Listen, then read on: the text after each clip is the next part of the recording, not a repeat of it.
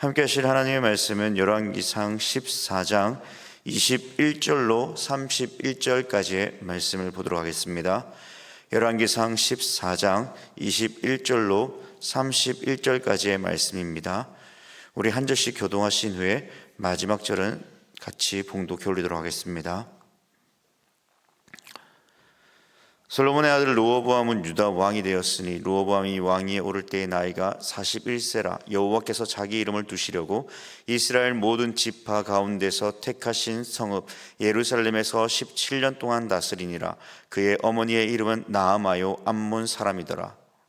유다가 여호와 보시기에 악을 행하되 그의 조상들이 행한 모든 일보다 뛰어나게 하여 그 범죄한 죄로 여호와를 노엽게 하였으니 이는 그들도 산 위에와 모든 푸른 나무 아래에 산당과 우상과 아세라상을 세웠음이라. 그 땅에 또 남색하는 자가 있었고 여호와께서 이스라엘 자손 앞에서 쫓아내신 국민의 모든 가증한 일을 무리가 본받아 행하였더라. 르호보암 왕 제5년에 애굽 왕 시삭이 올라와서 예루살렘을 치고 여호와의 성전의 보물과 왕궁의 보물을 모두 빼앗고 또 솔로몬이 만든 금방패를 다 빼앗은지라. 르호보암 왕이 그 대신 노스로 방패를 만들어 왕궁문을 지키는 시위대 대장의 손에 맡김에 왕이 여호와의 성전에 들어갈 때마다 시위하는 자가 그 방패를 들고 갔다가 시위소로 도로 가져갔더라. 르호보암의 남은 사적과 그가 행한 모든 일은 유다 왕 역대지략에 기록되지 아니하였느냐. 르호보암과 여로보암 사이에 항상 전쟁이 있느니라. 같이 읽겠습니다. 르호보암이 그의 조상들과 함께 자니 그의 조상들과 함께 다윗 성에 장사되니라. 그의 어머니의 이름은 나아마요 암몬 사람이더라. 그의 아들 아비암이 대신하여 왕이 되니라. 아멘. 오늘은 바른 신앙의 전수가 필요합니다라는 제목으로 말씀을 함께 하겠습니다. 바른 신앙의 전수가 필요합니다. 13장 25절에서 이 33절의 말씀에 보면 이 여로보암이 금송아지를 만들어 남유다 곧 예루살렘에 있는 여호와의 성전에 가지 못하도록 하기 위해 만든 우상과 산당을 통해 결국 하나님을 믿고 하나님께 예배하며 나아가는 그러한 삶이 아니라 오히려 하나님을 뜻을 저버리는 이 죄악으로 걸어가게 되죠. 결국 이 일로 하나님의 심판을 받게 됩니다.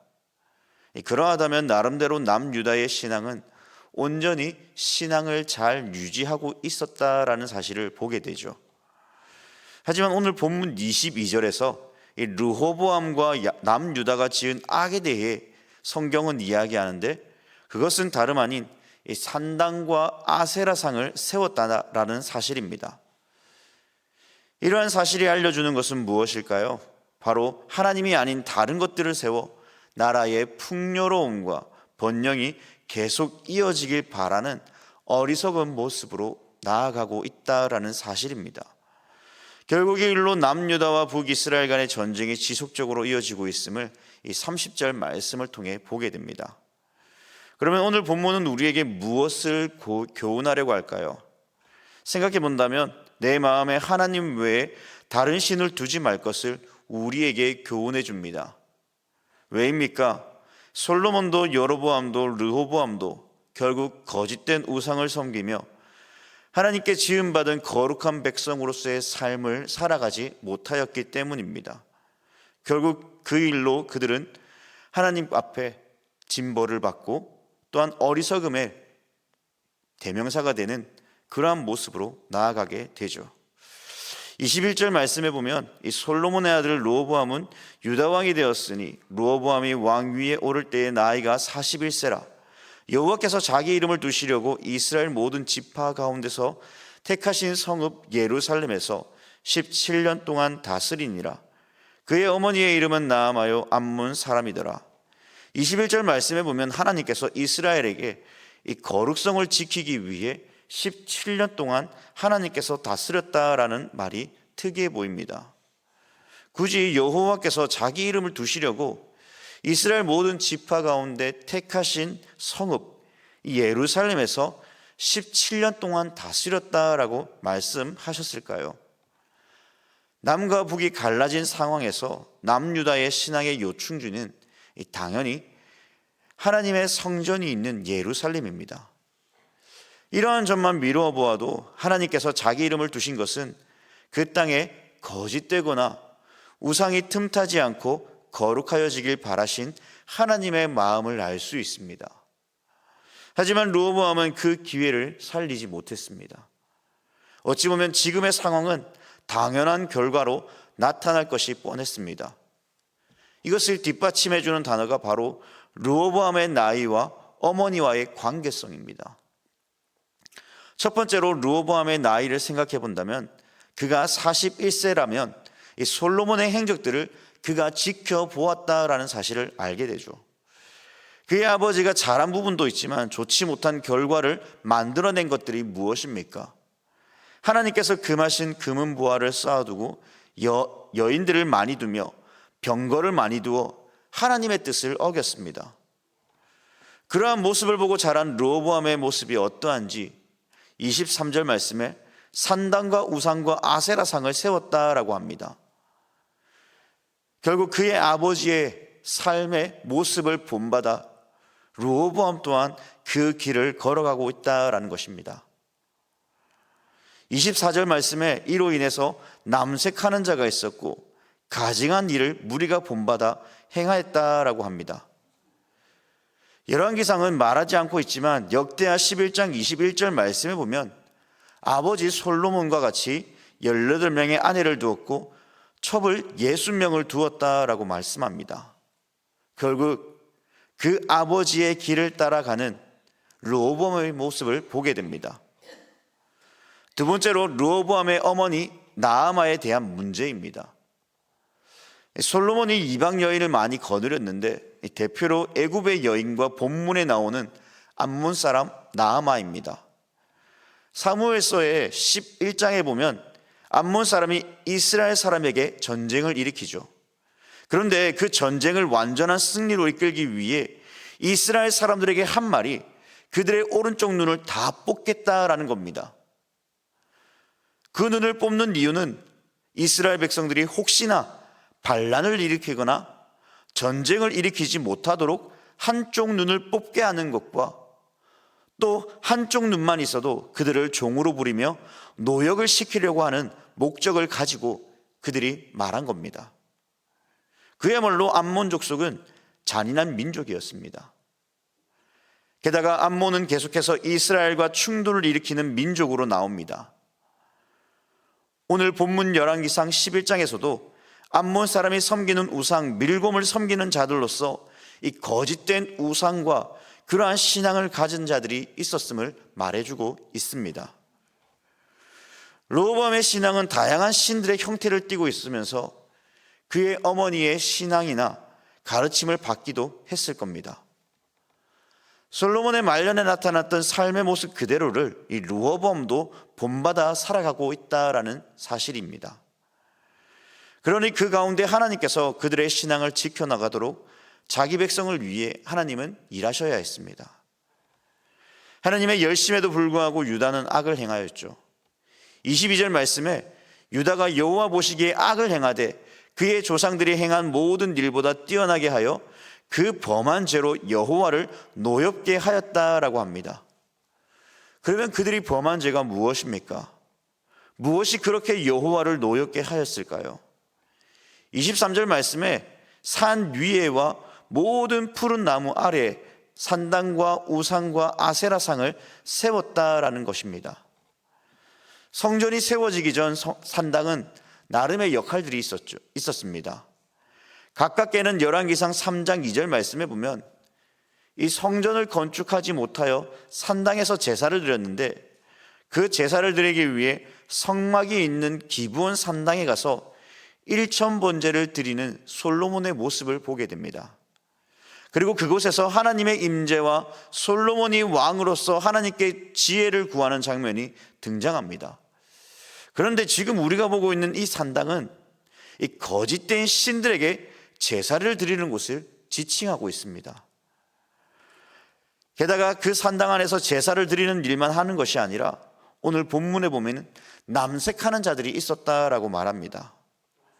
다시 말해 산당 안에서는 남자와 남자끼리 몸을 섞고 음란을 행하여 그 음란을 통해 아세라 곧 풍요와 음란의 여신을 기쁘게 함으로 그 땅에 풍요로움이 가득하여지기를 기원하였다라는 사실을 보여주고 있습니다.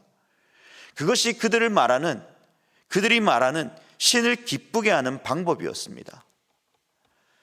성경은 분명 남색하는 자들을 향해 사형에 처하라 라고 레위기 20장 13절은 분명히 말씀합니다. 그만큼 남색하는 것은 하나님께서 가증히 여기는 일입니다. 백성들을 이끌어야 될 왕, 하나님의 대리 통치자로서 기름 부음 받은 자가 온전하지 못하니 결국 국민의 모든 가증한 일을 무리가 본받아 행하는 일들이 그 나라 가운데 나타나고 있습니다. 이러한 점에서 성도들은 목회자들을 위해 기도해야 하고 목회자들은 성도들에게 하나님의 말씀을 지속적으로 가르치고 배우도록 이끌어야 되는 것이 왜 중요한가를 알게 되는 대목이기도 합니다. 결국 이스라엘은 거룩한 백성다움의 삶을 또 대리 통치자로서의 그 역할을 온전히 감당하지 못하고 우상과 죄악의 길로 빠지자 하나님께서 그 백성들을 향해 심판하시는 것입니다. 그러나 이것이 단순히 그 백성들을 향해 너희가 죄를 지었으니까 내가 너희를 싫어하는 거야 라고 말하지 않습니다. 오히려 이 심판 속에서 하나님의 무한한 사랑과 긍휼과 그 자비하심을 우리는 기억해야 합니다. 왜냐하면 하나님께서는 심판을 받아 죽어 마땅한 백성들을 향해 그들을 심판하고 버리시는 하나님이 아니라 그 백성을 향해 다시 한번 그 약속한 언약대로 그들을 사랑하시고 그들을 징계하면서까지 그 백성이 다시 하나님의 품으로 돌아오기를 기다리시는 하나님의 놀라운 은혜와 사랑이 담겨 있음을 우리는 바라볼 수 있어야 합니다. 그렇다면 그 징계의 내용이 무엇입니까? 25절과 26절 말씀입니다. 르호보암 왕 제5년에 애굽의 왕 시삭이 올라와서 예루살렘을 치고 여호와의 성전의 보물과 왕궁의 보물 모두를 빼앗았다라고 합니다. 그리고 솔로몬이 만든 금 방패를 다 빼앗아 갔다라고 말씀합니다. 여러분, 금하면 생각나는 것이 무엇입니까? 불을 상징합니다.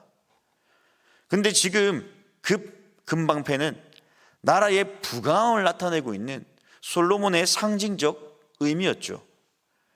하나님에 대한 바른 신앙을 가지고 살아갔을 때는 하나님께서 다윗의 시대에도 이 솔로몬의 시대에도 나라의 안녕과 부흥기를 맞이하게 했습니다.